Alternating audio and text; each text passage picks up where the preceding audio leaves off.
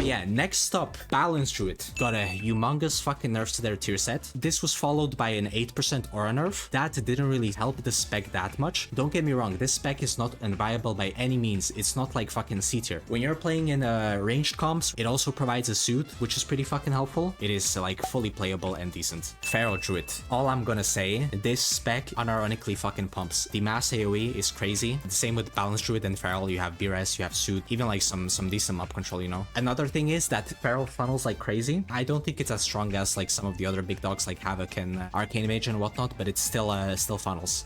It also got some single target buffs today. Feral was kind of struggling in single target. That was like the biggest downside. Spec is just fucking good. Like there is no other place to put it than in A+.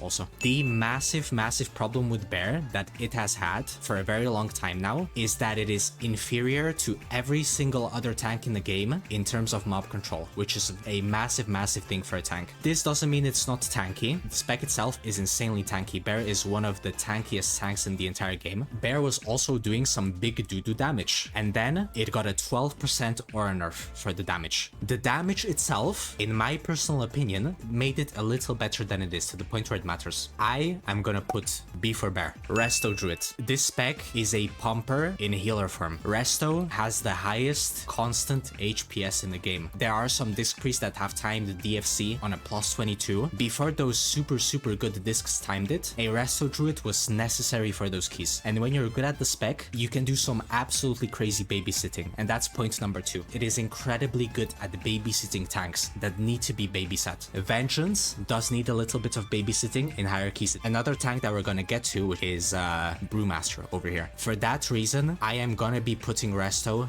into S tier. Resto is cracked.